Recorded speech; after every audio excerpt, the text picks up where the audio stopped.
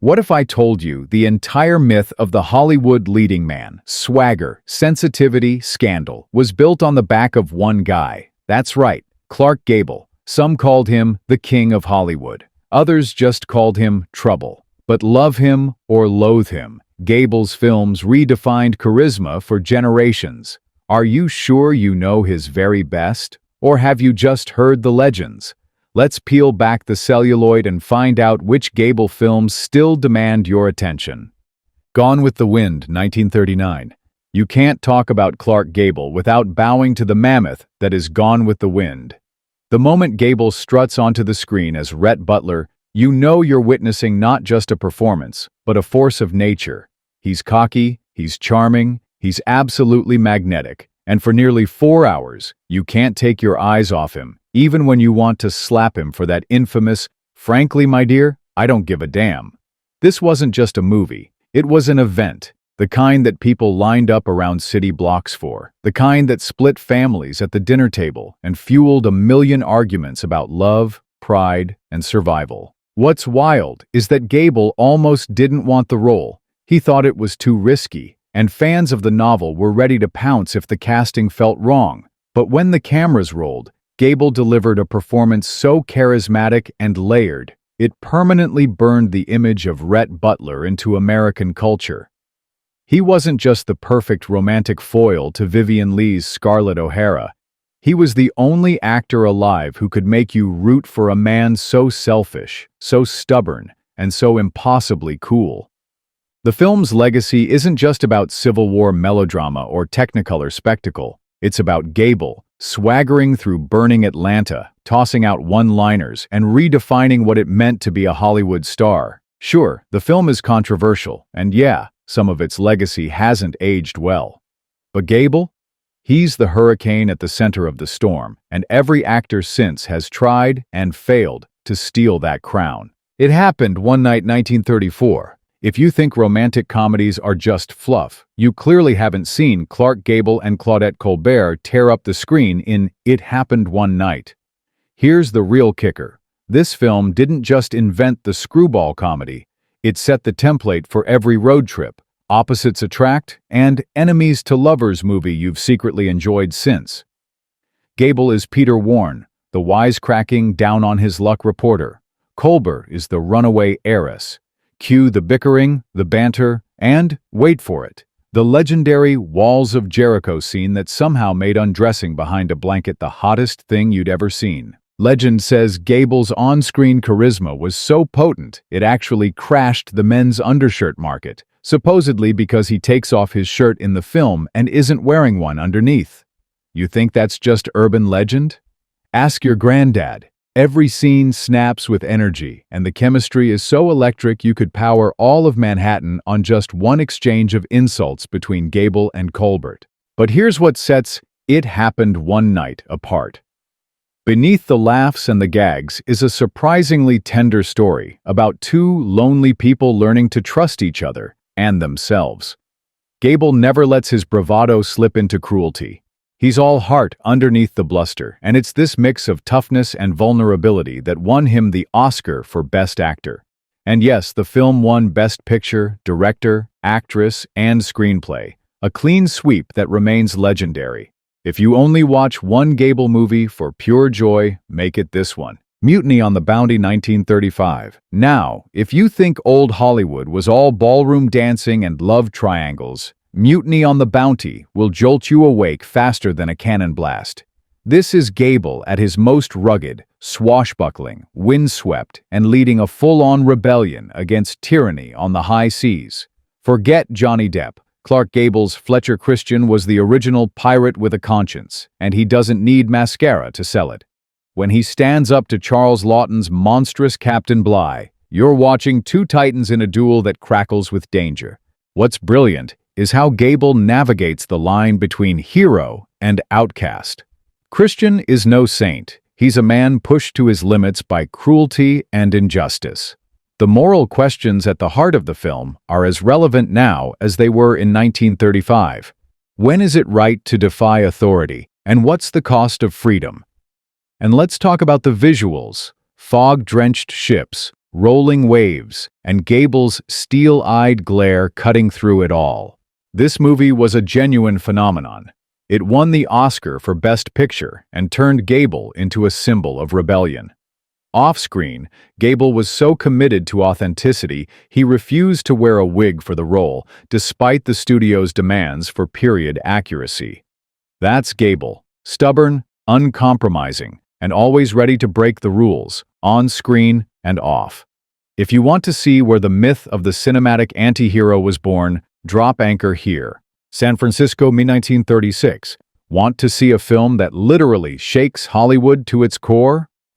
Enter San Francisco, where Gable stars as Blackie Norton, a fast-talking, hard-living saloon owner with a tragic past and a taste for redemption. Gable shares the screen with the ethereal Jeanette MacDonald and the gravel-voiced Spencer Tracy, but let's be honest, he's the gravitational force in every scene. The setup is classic melodrama. Bad boy falls for good girl, cue the sparks. But then, right when you think you know where it's going, the 1906 earthquake hits and all hell breaks loose. It's not just the disaster spectacle that makes San Francisco unforgettable, it's the emotional punch. Gable starts out as a charming scoundrel, only to reveal layer after layer of humanity as tragedy strikes. The scenes of chaos and destruction are jaw-dropping for their time. No CGI, just practical effects, brilliant editing, and pure movie magic. But even as the buildings crumble, Gable's performance never wavers. He's tough, but never heartless. Here's the thing. San Francisco is the film that made disaster movies a thing.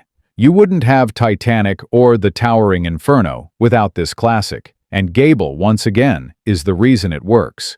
He's not just a survivor. He's the guy you want leading you out of the rubble, cracking a joke even as the world falls apart. This is Gable at his bravest and most unforgettable. Red Dust, 1932. Let's get steamy. Literally. Red Dust drops Gable into the sweaty, unpredictable world of a rubber plantation in Indochina, where he's surrounded by mud, danger, and two of the most formidable women in pre-code Hollywood, Jean Harlow and Mary Astor. Gable's Dennis Carson is equal parts brute and lover, charming, rough-edged, and always in control, at least until Harlow's wisecracking Van Tyne turns the whole operation upside down. This is old Hollywood at its most unfiltered. The sexual tension between Gable and Harlow practically radiates off the screen. Their scenes together sizzle with chemistry that was downright scandalous for the era. There's biting humor, passionate confrontations, and more than a hint of darkness simmering under the surface. Gable shifts effortlessly from boss to beguiled, showing a playful side that's as captivating as his tough guy act. What makes Red Dust stand out isn't just the love triangle or the exotic setting, it's the way Gable grounds the whole affair. He makes you believe that a hard-drinking, hard-working man can still fall head over heels, even if he tries to deny it. There's grit, sweat, and a surprising amount of heart. If you want to understand why Gable was the king of pre-code cinema, this is the movie that proves it. No wonder they paired him with Harlow again and again. They were dynamite. Test Pilot, 1938. What happens when you put Clark Gable, Myrna Loy, and Spencer Tracy in the same cockpit? You get Test Pilot, a high-octane mid-air drama that's more than just roaring engines and death-defying stunts. Gable plays Jim Lane, a cocky test pilot who lives for danger and laughs in the face of death. He meets his match in Myrna Loy's Ann Barton, a woman whose love is as daring as any flight he's ever taken. But the real surprise? It's Spencer Tracy as the loyal mechanic, whose friendship with Gable's reckless pilot adds a layer of real, gut-punch emotion you won't see coming. This isn't just a romance with a dash of aviation. Test Pilot is a pulse-pounding look at men who treat the sky like their personal playground, all while risking it all for one more rush. The flight scenes are spectacular. Remember, this was long before CGI or green screens. When Gable's plane tumbles through the clouds, you're right there with him, white-knuckled and breathless. The off-screen stories are legendary too. Gable, who loved adventure almost as much as his characters did, insisted on doing many of his own stunts, leaving the studio sweating bullets. But the heart of this movie is the trio's complicated relationship. Loy's strength and vulnerability, Tracy's understated loyalty, and Gable's mix of swagger and self-doubt create a chemistry that's impossible to fake. It's a film about loving recklessly, living on the edge, and learning the price of both. In the end, Test Pilot isn't just about flying, it's about falling and finding out who'll catch you when you hit the ground. Manhattan Melodrama 1934. Gangsters, friendship, fate, and tragedy. Manhattan Melodrama delivers all this and more, with Clark Gable at the heart of it as the charming but doomed Blackie Gallagher. You've probably heard this movie's dark footnote. It was the film John Dillinger saw right before he was gunned down. But don't let the headline distract you from the powerhouse performances inside. Gable is magnetic as Blackie, a streetwise gambler whose loyalty and charm hide a self-destructive streak a mile wide. Opposite Gable, you get William Powell's Daniel O'Shea, a straight-arrow district attorney and childhood friend of Blackie, who's forced to choose between the law and the bonds of the past. Myrna Loy is the woman both men love, and her performance is the glue holding their worlds together. But it's Gable who walks away with every scene, pulling you into Blackie's orbit and making you root for him, even as his fate closes in. Manhattan Melodrama is pure Hollywood melodrama done right. Sharp dialogue, high stakes, and moments of genuine heartbreak. Gable's performance is all swagger and soul. He's the lovable rogue you want to see win, even if you know he can't. The film proved that Gable wasn't just a romantic lead or an action hero, he was a master of complex, tragic characters. If you want to see the full spectrum of Gable's talents in one film, this is the ticket. Boomtown 1940. Think oil wildcatters are boring? Not on your life. Not when Clark Gable and Spencer Tracy are feuding, brawling, and making millions together. Boomtown throws Gable into the dog-eat-dog world of oil fields, where fortunes are made, friendships are broken, and betrayal lurks under every drop of crude. Gable's Big John McMasters is the ultimate self-made man, bold, brash, and always 2 steps away from blowing up his own life or somebody else's. The film's not just a boys' club either. Claudette Colbert and Hedy Lamarr bring plenty of smarts, sass, and drama to the mix, making this more than just a story of men with wrenches and dynamite. But it's the Gable-Tracy rivalry that gives Boomtown its muscle. Their chemistry is electric. One minute they're slugging it out, the next they're partners in crime. The real-life rumors about their off-screen antics only added fuel to the fire, with Gable's roguish charm turning every scene into a high-stakes showdown. This is a movie about ambition at its most reckless and loyalty at its most dangerous. The big set pieces, oil rigs going up in flames, deals sealed with a punch and a handshake, are pure adrenaline. Gable's performance is a masterclass in larger-than-life acting. He's flawed. He's fun, and you simply can't look away. For old-school Hollywood spectacle with heart and bite, Boomtown delivers. The Misfits 1961, now for the heartbreak. The Misfits isn't just another Clark Gable film, it's his final bow, and what a way to go out. Directed by John Huston and written by Arthur Miller, this is a movie soaked in loss, longing, and the twilight of classic Hollywood.